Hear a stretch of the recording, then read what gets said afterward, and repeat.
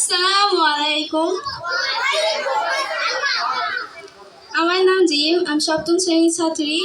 আজকে আমি একটি কবিতা আবৃত্তি করব। কবিতার নাম কারণ আমি মেয়ে। কবি কেষ্টমণ্ডল। যেদিন আমি প্রথম আলো জ্বেলে ধরাতে এলাম, এসেই জানলাম না, আলো নয়, কালো অন্ধকার নিয়েই জন্মেছি। কারণ আমি মেয়ে। আমি মেয়ে বলে মা তো ভয়েই সেটিয়েছিল বিছানার এক পাশে। বাবা দুদিন আমার মুখ দর্শন করেননি আমি মেয়ে বলে। দাদু মিষ্টিগুলো থুত্তর বলে ফেলে দিল মাছ পুকুরে আমি মেয়ে বলে।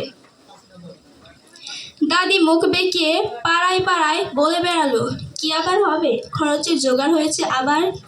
সতিকা ঘরে টিম টিম করে জ্বলা আলোয় শুধু মা আমাকে প্রাণ ভরে দেখে বলতো, কেন এলি তুই শুধু আমার যন্ত্রণা বাড়াতে?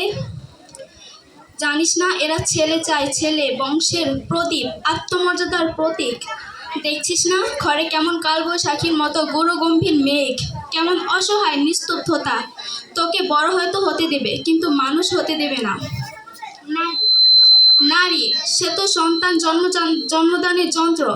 সেই যন্ত্র হতেই পরে জন্ম নিল আমার অনুজ ভাই সুহাস। ঘরে যেন আলো এলো, সারা ঘর সাজলো নানা রঙের আলোয়। বাড়ির ছাদ থেকে তুলসীতলা, জন্মদিনও পালিত হলো রাজসিকভাবে।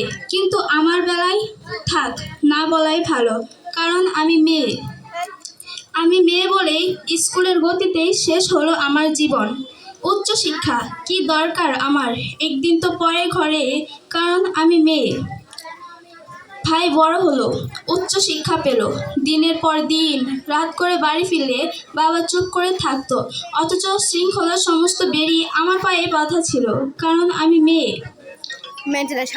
রঙিন মেঘের মাঝে সূর্যাস্তের অপরূপ দৃশ্য দেখার সৌভাগ্য আমার হয়নি কখনো।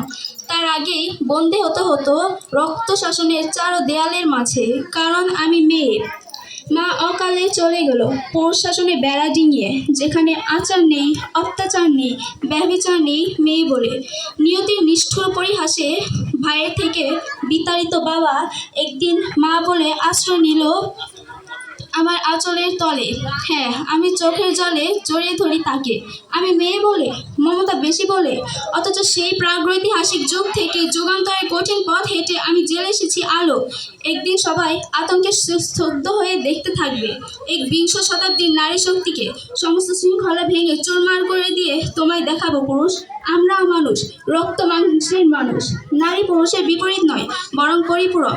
আমি ছাড়া তুমি অসম্পূর্ণ, এই জগৎ অসম্পূর্ণ, সম্পূর্ণ রূপেই অসম্পূর্ণ। আসসালামু আলাইকুম।